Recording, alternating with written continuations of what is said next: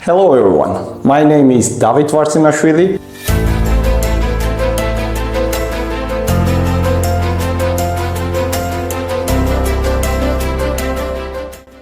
Are compliance regulations becoming so complex that they are killing the businesses?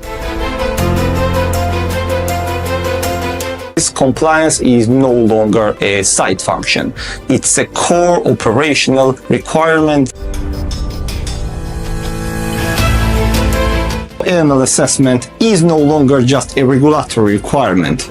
It's a fundamental necessity to safeguard organizations from financial, legal, and reputational risks. Do sanctions work or not?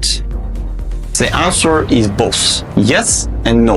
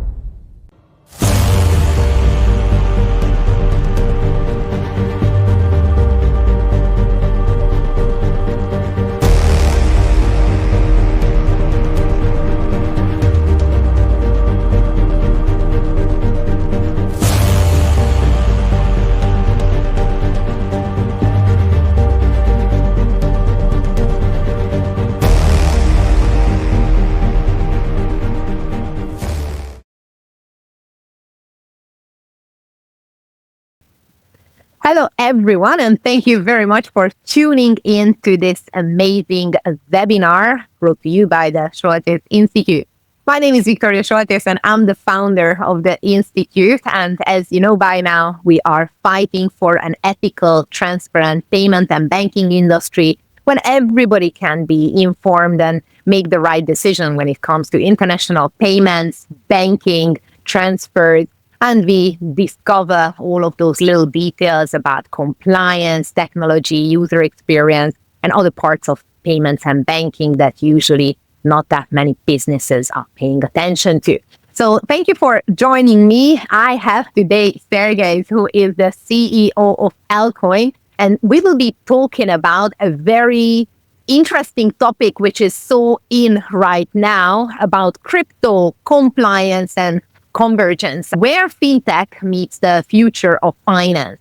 And I feel like that there are a lot of information about crypto out there, but it's more about how you're investing and how to get rich quick. This is not that kind of webinar. We are just discussing how we can use crypto as a payment method. What are the different regulations around crypto?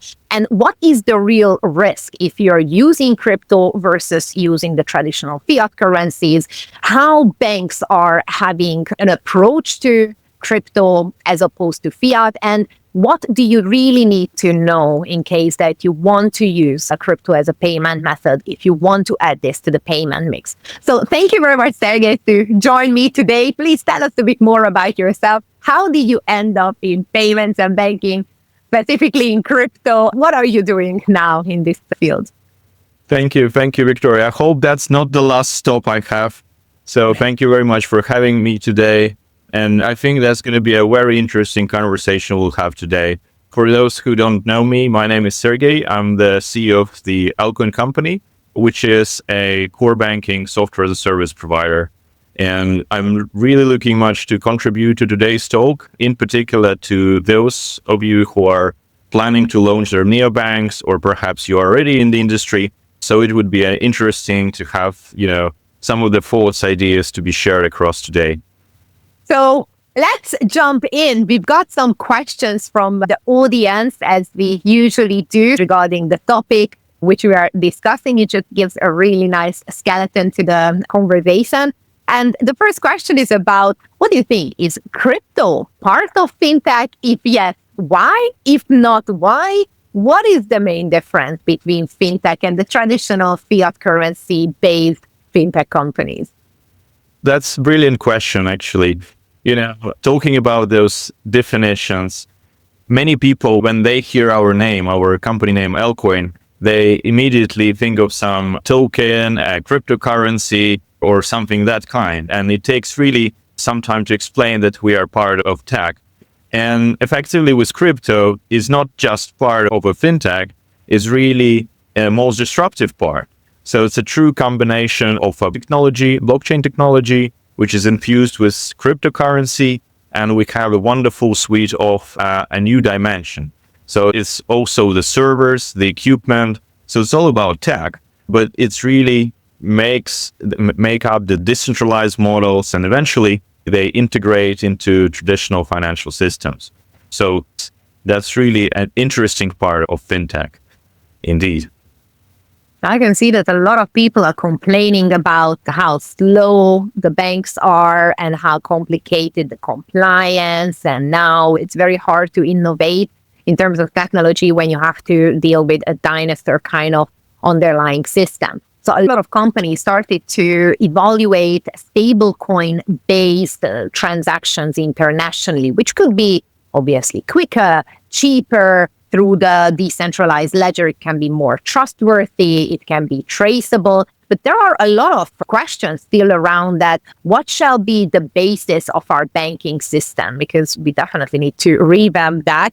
What do you think? Crypto native firms will evolve into these full service financial institutions, or they will remain niche players and just help the banks and traditional financial institutions with the liquidity, for example, for stable coins? Or you see a whole innovation around it when stablecoin base is going to be the new banking? That's very interesting question there on market dynamics, really. And to tell the least, people like to use this word disruption. And, for many of us, the disruption and banking, those two words doesn't really live with each other. I have a different thought here. So I think we'll see a bifurcation.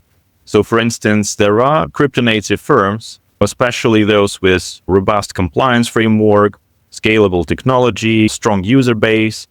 And these companies are becoming now what is called truly financial houses. So they provide lending solution, they provide asset management, payments. And so starting off with the crypto DeFi proposition, they now emerge into all sorts of different areas of the banking, of the everyday banking life of ourselves. But the other one is the niche players. They would have a further specialization. So they would be in a DeFi protocols, NFC. And my personal take is that blockchain technology is still a hugely untapped and huge of potential industry. And we'll definitely see a lot of niche use cases that might actually scale into giants, into new unicorns. Let's say that someone wants to start their fintech company and they are thinking about what shall be the base. And there are a lot of rumors going around that, hey, if you are using crypto, maybe you can bypass some regulations or, be a bit creative. There's still a little bit of window of opportunity. But even though that they are doing the right thing and they're regulating everything to the dot, let alone fiat or crypto, there could be still a bit of raised eyebrows when this fintech company wants to join the international financial system and looking for correspondent accounts or looking for partners who are giving them the different rails. So what do you think? Crypto community is just serving now the crypto community, or you see that there is some kind of overlap when the crypto-based fintech innovations and fintech companies can have access to the traditional banks because now these two worlds are getting closer to each other? Or it's still, if you're in crypto, certain banks are going to be a no-go for you for sure? Thank you very much, Victoria, for this particular question, because we're asking this same question every day. And every time we're working with our partners, our projects, and of course, clients. And there is no ultimate answer for that. So we've come to many cases where some solutions have worked for clients, but the others one were completely, a waste of resource or time. But all in all, I think the most important is actually converging to two different aspects. The first one is the trust building. which is something that many new crypto and Web 3.0 projects are lacking, is building the community that is, of course, not only a hype, but also a sustainable community with a real implication. And the second, which is nicely is the outcome of the first one, once you have a trust that you're trying to build, is of course, what is the use case? What is a real life problem you are trying to solve? Because ultimately, any solution, blockchain included or DeFi included, is of course there for us to solve everyday problems. And essentially, if we can build the trust around this efficient solution to everyday banking needs, this is where I think we are on the same page with entrepreneurs, with founders, and of course, the lovely teams we're meeting across. On the contrary side, I mean, if we're talking from a back-end perspective, it is important to get allied with partners and infrastructure providers who actually understand the difference between NFC or a token, at least, or what it is, utility or a security token. So, not necessarily being expert on omics or, coding and solidity, but essentially for your banking partner, they should know what risks your business is bringing to their business model in order to have an efficient solution that simply works for you, for them, and of course for the end consumers and the business stakeholders. We actually had a client not that long time ago who were absolutely perfect in tech. They were all coming from developing background and they were like programming a state-of-art kind of platform, but they were not really strong on fin. And fintech is together creating the fintech.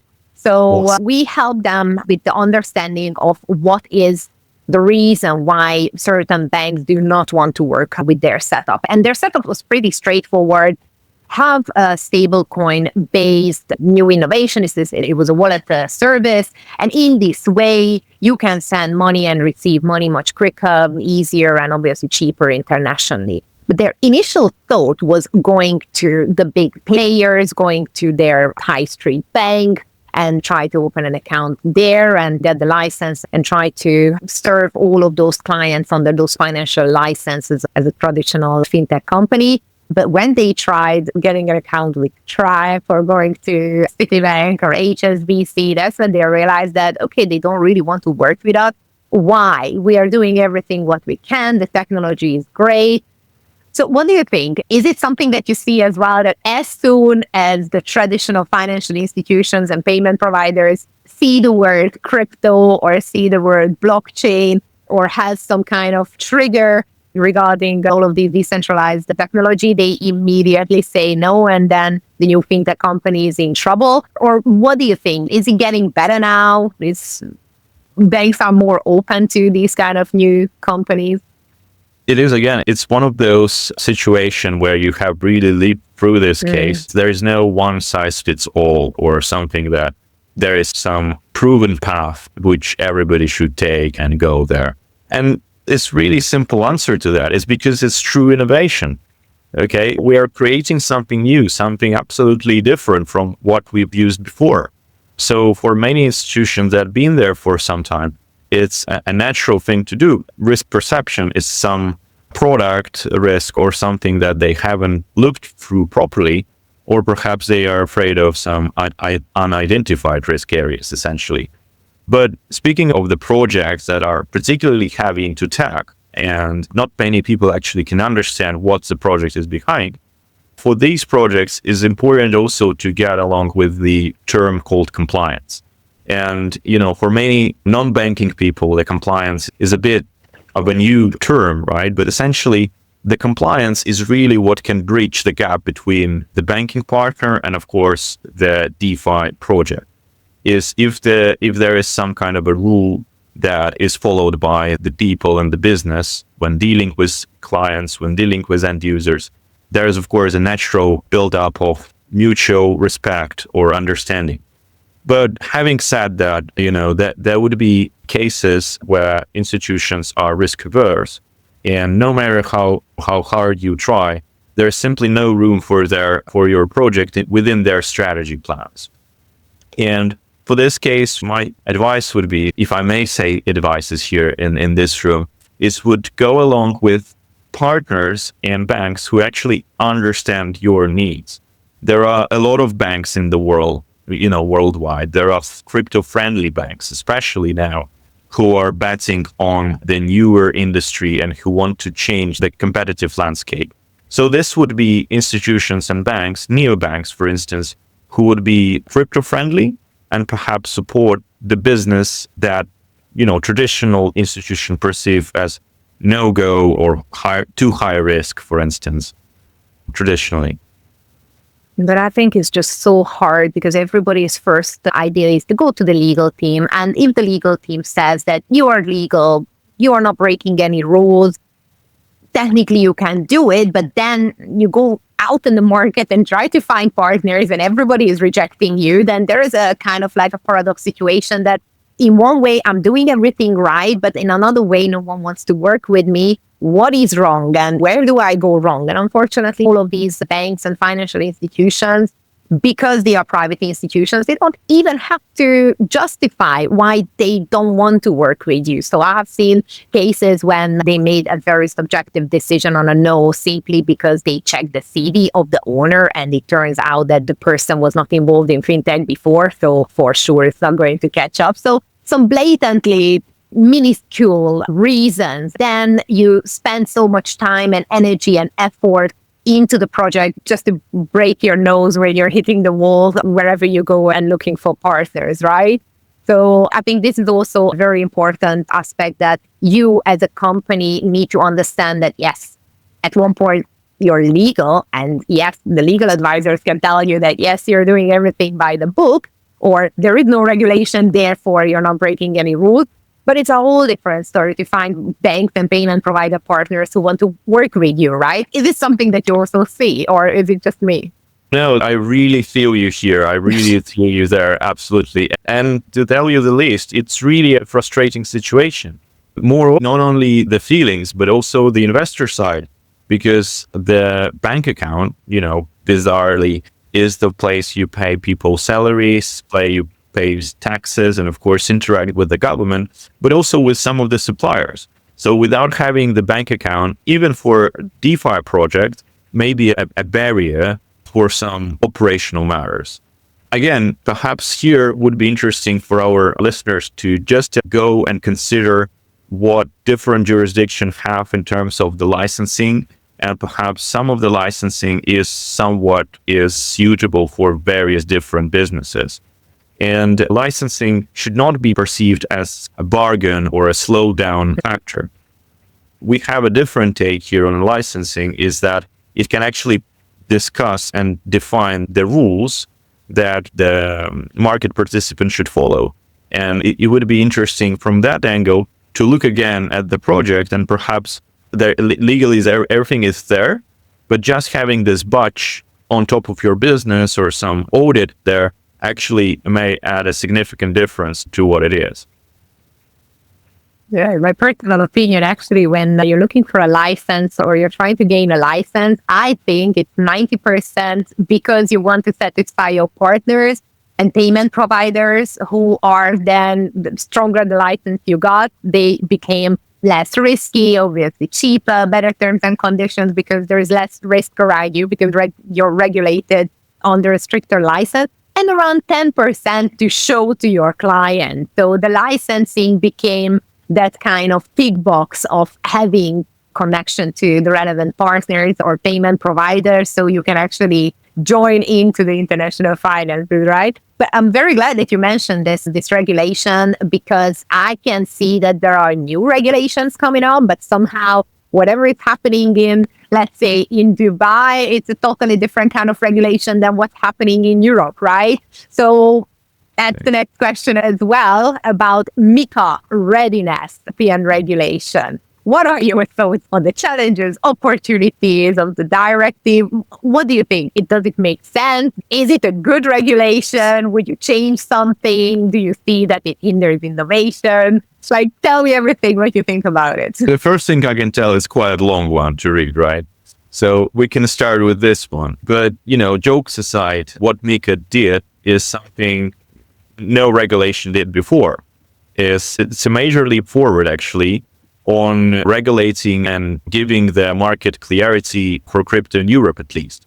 So now we have a clear framework for understanding what's the asset, what's the asset tokenization, for instance, where is this blurred line between crypto asset management and some crypto derivative products. So all of these come, starting to make sense now under MiCA. And this actually brings a lot of challenges for not only new companies, but also existing ones, because firms must reevaluate everything from their white papers, their governance structure, and various disclosure standards, something that haven't nobody thought of before.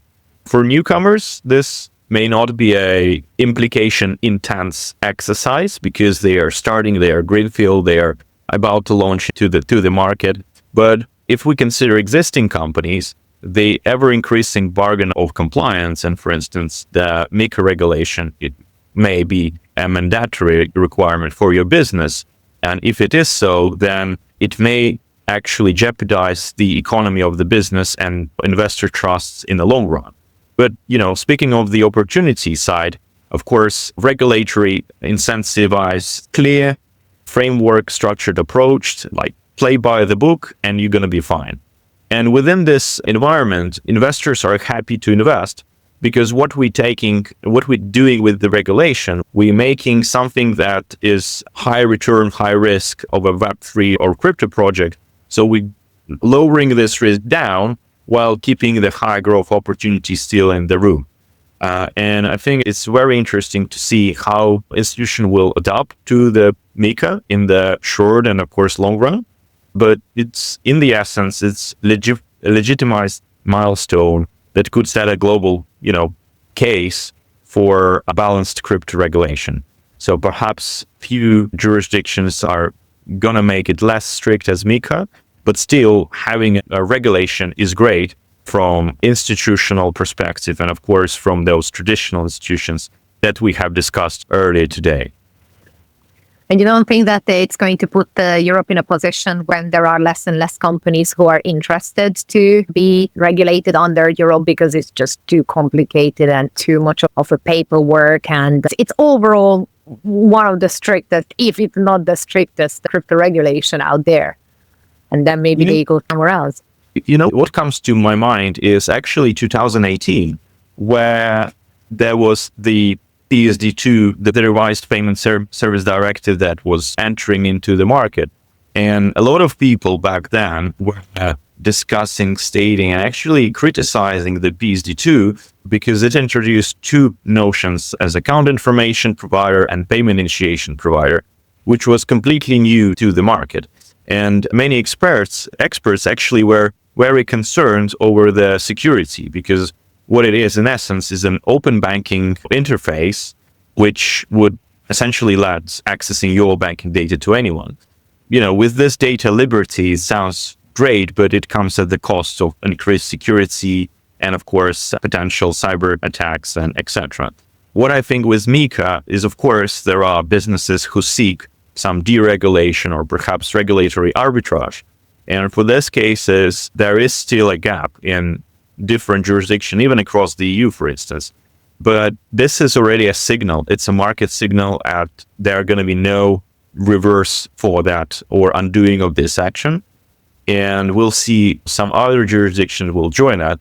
But of course, some of the jurisdiction already saying that it's too much of a regulation. Let's not kill the innovation and the business. So it really depends on what type of consumers and what type of end users you want to target. Should it be the EU consumer base, then you have to comply with EU rules and regulations. If you are providing your services outside of EU in some other jurisdictions, then proper regulatory framework shall be selected then. But what's great about the market, it's fragmented. And because of that, there's a lot of opportunity and, things that we can explore on an entrepreneurial level. It is so interesting to see that how the strictness of the regulation is affecting the market, because you went back until 2018, and I remember that even earlier, around 2016-17, the first crypto regulation was in Estonia. And I'm sure that you remember when you just went there, incorporated a company, And then you get a license light for somewhat about, I don't remember how much was it, 25,000 euros. And then you had a regulated, EU-regulated cryptocurrency exchange, which gave you access to have correspondent accounts and, start to act as a quasi-bank based everything on crypto.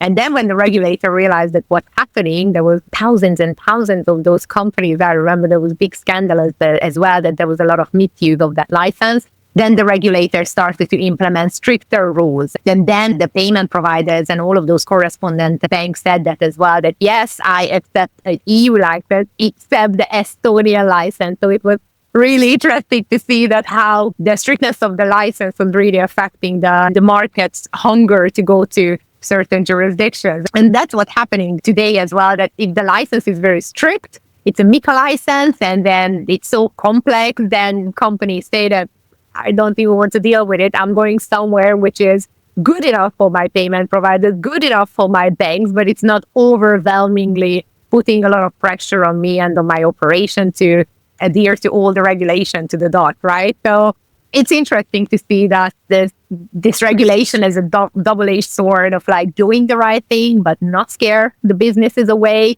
but not to be too light that it opens the opportunity for all of those bad actors who are just want a license and get away with it, right? No, absolutely. And really this case with Estonia is very, very much of the evidence of that. Different regulators react to the market differently. And you will have this unique opportunity back at the time where literally you could have been there and working without so much of a compliance overhead as comparison to MiCA. And ultimately, what we have been witnessing as we do business is some other jurisdiction actually pop in search of crypto. So for instance, the Canadian jurisdictions, Canada provinces are quite active in this field. But also in terms of Europe, again, there are some differences, how the regime, like this famous grandfathering and grandparent, this regime that kind of allows us to have a last glimpse of fresh air before everybody going to be closed down or something. Okay, that's a good question for you. What do you think about the travel rule? Because this gave some nightmares to some crypto exchanges out there, just how to implement it, how to be regulated in the right way. Travel rule, what do you think?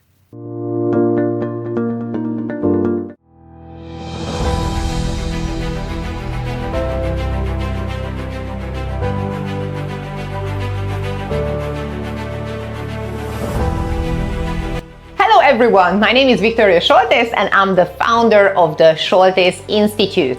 Startups fail. And if they fail, most probably they are failing because they don't have the thought out and proper channels for payments and banking. Hello everyone, my name is David Vartimashvili. Compliance is no longer a side function. It's a core operational requirement. Hey, welcome everybody. I'm Marcia Klingon-Smith. Instant payments is transforming the way money moves all across the globe, across all the different industries.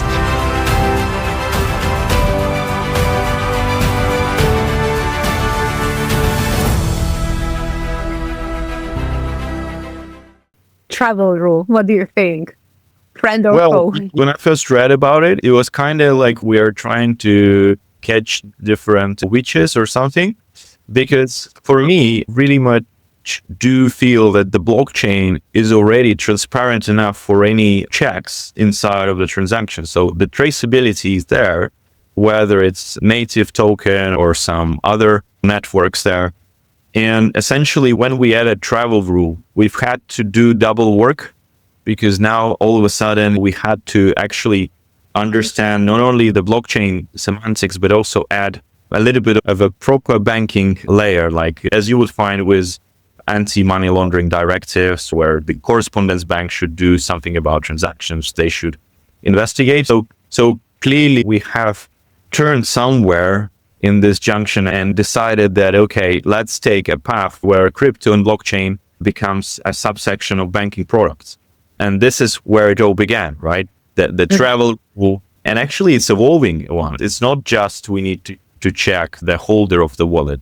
In the latest guidance, there is also a lot of questions on whether the wallet is self-hosted, whether it's hosted with any of the centralized exchanges, for instance, the top market, Coinbase or Binance, for instance. And it's just getting more and more into this traditional banking compliance, which actually is something that every crypto exchange should do and eventually do the sanction check on the holder. But fundamentally, there is no true evidence of a holder of the wallet actually being one. So there's still a lot of gaps in understanding, and of course issues, systemic issues, for instance. But it's the same when, the bank is asking for your utility bill, but how can they double check that indeed you pay that much electricity at that period? No one can call that electricity authority and say that, hey, Sergey really paid 100 euros this month, or, he's just like faking the utility bill. So I feel like that there is a lot of element, as you say, coming from traditional banking, just to tick the box, just to make sure that people at least start to pay attention to those things. But as we say, if it walks like a duck and quacks like a duck, it has to be a duck. So if it acts like money, you're using it as traditional fiat money, that eventually it has to be regulated as fiat money as well, right? Of course, if you talk about the different side of it, of course, we as a people, we want to have a safer place for our finances, for instance. Don't want to have any more like Quadrigas, FTXs, and so on and so forth, right? But it doesn't mean that we necessarily want to shut down all the oxygen and don't have any innovation. What it really means is, okay, so centralized exchanges are sometimes really exposed to various trade manipulations and market manipulations. And if you want to build trust into something that, you want to share with the wider people and then have sort of a replacement for some, payment rails with some blockchain driven initiatives, you need to start with trust building. And of course, when we do the trust building in something that is linked to crypto, linked to blockchain, of course, this doesn't help. Scam coins doesn't help, pump and dump doesn't help, and many of this stuff doesn't really help, because that's just the perception we need to work around.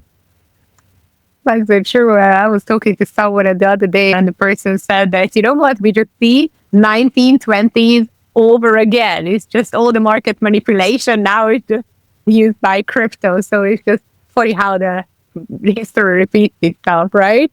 But let's go abroad, because the next question is really about how to take the company really internationally, right? You've got a crypto exchange, which is regulated, let's say, under MiCA. But when you go abroad, you start to struggle to manage the regulatory complexity across multiple jurisdictions. You need to satisfy this regulator and this bank and that bank. What's your take on the real cost of getting compliance wrong, or even just getting it inefficiently? And I'm talking about what happens if you think that the best license for you is, let's say, a European license, and it turns out that, you could just get away with a Canadian MSB for $15,000 instead of €500,000. So what do you think? What is the real cost of not getting it right and not having the full picture from the get-go? I think this is a very fundamental question to ask. Anyone should ask this question. And the earlier you ask it, so if you start thinking global from the day one, it actually saves you a lot of your energy and effort in the long run. But what it really means is it's really coupled very much with a particular business. So what it does, what customer it services, what product it delivers, but also what is the go-to-market strategy. So what is this systemic market-by-market penetration path that we want to pursue, which of course can lead you into a clear plan where you should prepare yourself and be at within 2-3 years or more. So you start watching those jurisdictions, you start to understand how regulators feel about newcomers into those markets. And aside of the market is actually how the institutions support the market. And again, we talk about the compliance and having the poor compliance and inefficient compliance, what you, Viktoria, just said. So we go in one jurisdiction, the second, the third, etc., and we just multiply cost of compliance times the number of jurisdictions. So the importance is we have a really tangible and intangible reaction of the business onto the compliance. And for instance, on the tangible side, you may face some enforcement actions or even fines, which of course, a no-go path to anyone. But also indirectional impacts is of course reputation. And so people may think of, how should my compliance do anything with reputation of the business? Perhaps it's not something we intentionally want to damage or something, but it's a very simple link actually. When you sell something, when you deliver something, people are using this product, and if there are some compliance inefficiencies, people will immediately spot that. A payment is delayed, crypto to fiat transaction is pending too long or even blocked perhaps. And all of those are just the symptoms of a more fundamental issue that lying beneath. And essentially, in short, is nothing but business risk. So this legal risk becomes a business risk per se. This is so true, because we had a client not that long time ago who just went to the lawyers, getting all the information about the license to the dot. I mean, no offense, the lawyers did a great job of explaining that what are you allowed to do, what are you not allowed to do, how to set up the KYC, ML policy and whatnot. But there was no mentioning about the viability of that license, because it's a whole different thing what you get on paper. And yes, you adhere to that and tick, tick, tick, and you get the license. But the next step is like, okay, now what? Even though that we've got the license, what are the opportunities for all of those partners who are then determine the price and the terms and conditions to me? Therefore, this is what I can pass on to my clients as well. And as you say, there could be delayed payments, there could be frozen accounts, not because there is something wrong on my operation, but because my partner is not sending the money on time, or they are freezing my company account as a bulk, and that's why my clients can't have access to their funds.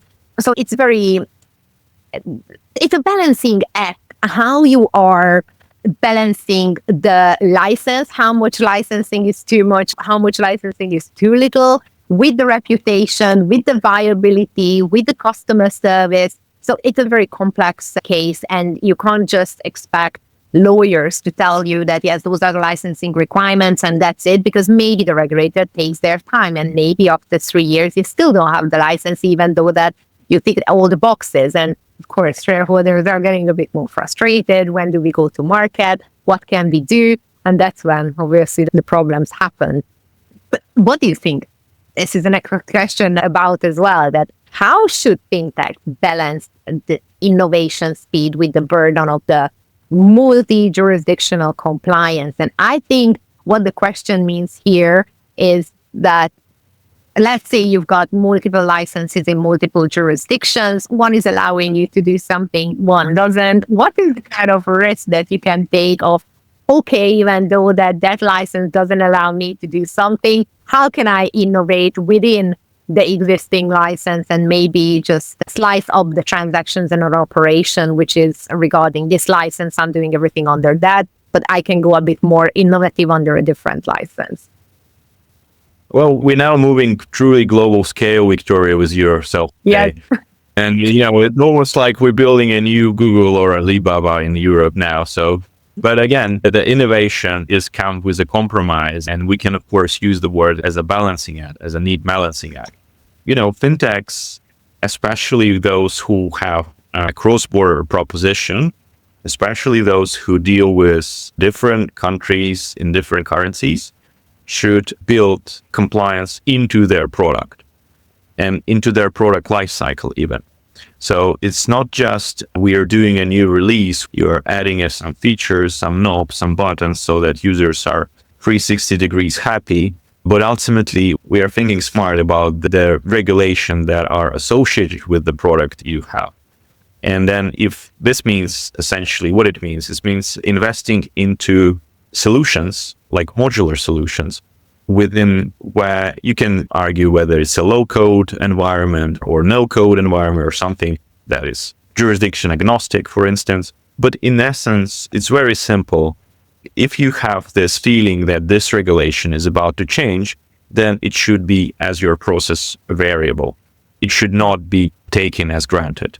Because otherwise, if you're fixing something like a regulation inside of your business model, it will become a matter of redoing something you already built. And especially when regulations change frequently, when regulations are not aligned with different countries, when they are different with different countries, you should have a product settings, nothing but product settings that cater for those nuances and subtleties found across different jurisdictions. So building an intelligent product essentially. And what we've also found is, the sort of big question here is how many licenses we should have, right? Could we have all of them? Okay. Well, maybe not, right? There is no need for having all of the licenses, okay? But what is important is that once you master this multi-jurisdictional, like global approach, you're starting noticing some of the synergies between licenses. So, I tell you, for instance, in a few years ago, there was this massive, and still is a massive popularity among fintechs to go to Lithuania and connect to SEPA, to go direct with SEPA clearing, to be the only one there between the end user and SEPA payment. And essentially the model there was that you as a fintech, you are regulated effectively by two different countries. So you may have your home country, so for instance in Belgium, and then you have Lithuania that also regulates your business. So although you have a direct value for your business, is direct access to SEPA, it comes at a price. And then the question is down to your financial modeling, down to your forecasts and the business scale, if it all pays out. Is it worth it, effectively? And you will never answer this easy. It's very case-to-case sensitive. And especially some jurisdictions allow you to start very fast. They allow you to start small. They allow you to prototype your product without significant investments. But other jurisdictions are requiring much more effort initially to obtain, but also to sustain.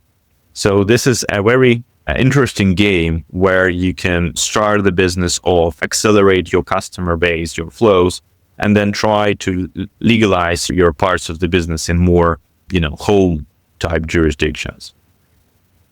Here is a trick no one talks about, but it's an industry standard. When you have a license in a more restrictive, more reputable jurisdiction, which is obviously more expensive, and then you tick all the boxes doing the right thing. But at the same time, within the same group, you have a license light, which is only allowing you to, for example, handle a wallet, or the jurisdiction doesn't have very strict crypto regulations, so you can actually offer certain services through crypto under that license. And in this way, they can get the best of both worlds. The higher risk, good paying clients, while the reputation is maintained under the good and traditional license.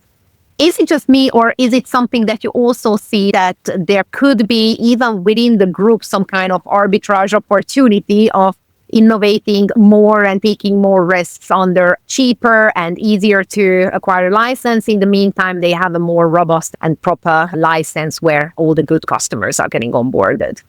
This is absolutely brilliant question, Victoria. This is the essence of what it be a payments entrepreneur. You need to do some compromises, do you? Sure.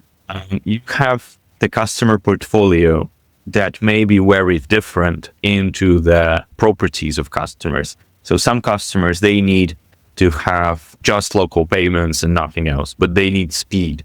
So they need this absolutely smooth payment process for something that is very low risk, but they want to do a lot of payment. This could be salary payment. This could be micro payments between their members of ecosystem, for instance, but they want these payments to be very fast. And of course, they're doing like a lot of payments, but at a very low transaction amount. So there's like micro payments. And contrary to this, you may have corporations like corporates or multi-country businesses, trade businesses who operate, who trade, who do cross-border transactions, which of course are high value, lucrative, and over spectrum. Essentially, it's very as a kind of stretch on your compliance team and your operations. How could you actually please both categories of these clients? And again, there is such a clear understanding. There is no one size fits all. You need to treat corporates as VIPs because they are indeed high intense paying clients, but there are a few of these clients. And effectively those like more volume dense customers may be used for something else, like ramping up the payments volume to open new doors and open more interesting doors in terms of your whole economy. So effectively, if you have large account balances, you can have a lot of client cash in your possession as a, for instance, EMI or a payments company. There are starting to be interesting mechanics, for instance, some client management practices, overnights, or additional revenue streams you haven't thought of. And so contrary to like large corporates, you may have a very interesting synergy with your low-risk clients who need this instant payment push in different countries. Something like cross-border liquidity pools, where you balancing different account floats, like in one country and the other, can only be happening if you have a lot of funds to begin with. And this is where those client portfolios can actually help you up to grow and earn even more through ways you haven't actually thought of, that the services you don't even provide directly. So like indirect services and indirect synergies arise there.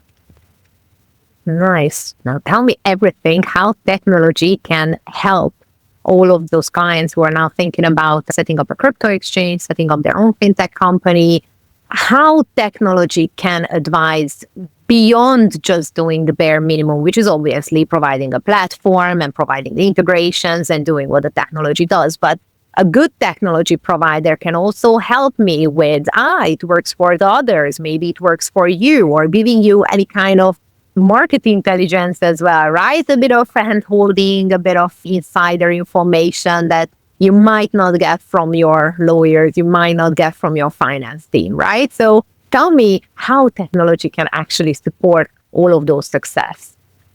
Well, it's not a huge secret, Victoria, that technology has no limit. Through business language, through something that we define and something we think of, is the result. The result is new product or new technology or new innovation that haven't been there before.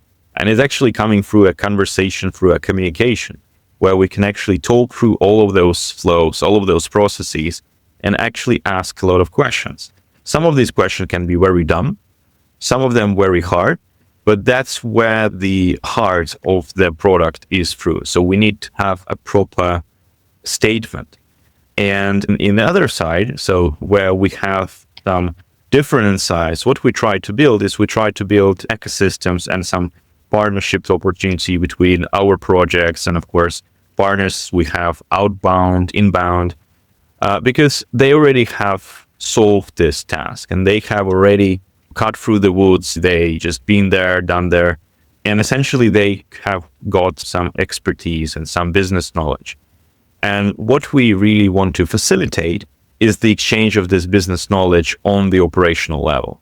So it's not just telling some funny stories, which I'm sure you know a lot of, and I have a few of them, but also sharing them on the more technology base. So let the technology connect with each other, let it talk inside of their like zeros and ones. And in the end, we have this nice ecosystem where niche players can do what they want to do.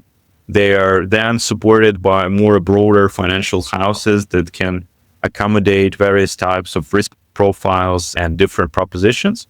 But ultimately, there would be some payments aggregators and larger players who don't really care much of individual cases, but they are working on a large volume. So they work on large numbers, big data, and statistics. So this is a broad spectrum here, but ultimately is creating an internal market, essentially, where different licenses, where different market participants can engage and deliver value to end users, to me and you, to make payments, whether it's crypto, whether it's fiat, whether it's a card or anything else, just as you would do with, before with physical cash, for instance. And also everything is changing all the time. So just because you think that something is going to work back in 2020, today we have completely different approach, regulators having new ideas.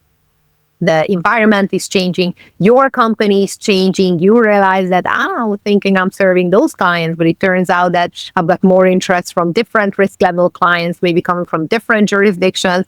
So this never ends, this balancing act of how to fulfill the regulators, the requirements, how to help my clients to do the international transactions safer, quicker, better. What are the partners that I have access to? How they can support me?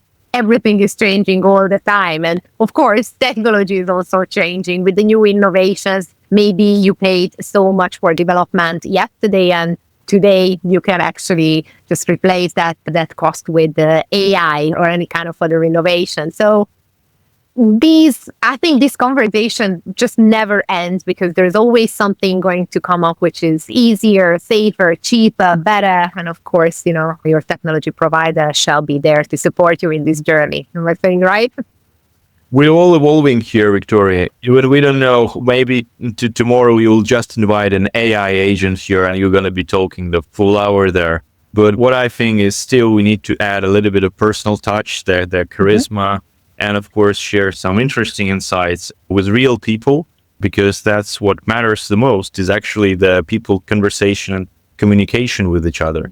So I think that the conversation is never ending, and shall the people be doing those conversations. That's true. And people do business with people at the end of the day, let alone be your clients or your partners or anything in this ecosystem. Okay, is there something that you think that we should talk about and we haven't mentioned? Is there something that you would like to add before we wrap up? So I think anything that really matters is, of course, how we can adapt to the change and how we can meet those expectations of our users, of our stakeholders. And of course, the same as with business, now we all go into this jurisdiction and it becomes a modern one. Similar with tech, there are some trends, there are some ideas, but I think we really smashed it, Viktoria, today. We've covered so many topics. We really touched from local player, from niche, all the way to the global expansion and mass concurring plans. That's true. That's the aim, to actually start asking all of those questions that a lot of times when you're talking about it, it makes sense that yes, this is what we should talk about. But when you're there daily dealing with the integrity, the details, sometimes the most obvious questions are not coming up. And that's why we need to have these conversations. And that's why we need to bring up to the surface the importance of not just dealing with the regulation, but the viability of the product as well, the subjective element of that compliance decision.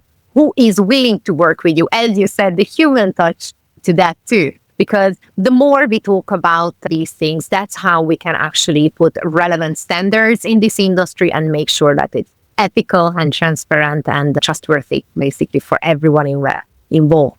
And of course, the whole goal is to serve the customers, you and me, and everybody is watching us in a better way, to create much better and more trustworthy, safer, and user-friendly products, financial products at the end of the day. So thank you so much for being here with us. I really enjoyed this conversation. And I think I'm just looking from your end as well when I encourage everyone that please share your comments. Tell us what are the problems that you are dealing with, or just share a story that you find interesting to share, and share it with the community, because that's how we can grow together through all of those real life cases. What works for someone, what doesn't work for another person. So in this way that we can make this whole industry a much better one. So thank you so much. You can also email, of course, Sergey. I think I'm not ruining anything here just by showing your email address, and encourage everyone to reach out to you if there is any more questions or recommendation or comment. Please do so. And let us know also what other webinar topics you would like to hear about, because that's the goal. Together, we can create a much better, safer legal industry. Thank you so much.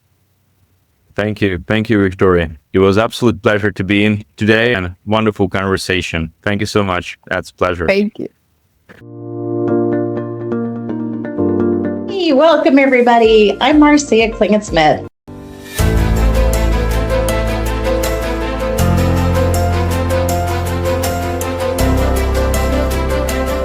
Instant payments is transforming the way money moves all across the globe, across all the different industries. A recent study showed that 42% of instant payment transactions actually happen on the evenings and weekends. About $200 billion is currently locked up in the European financial system today. And instant payments really can help unlock this liquidity.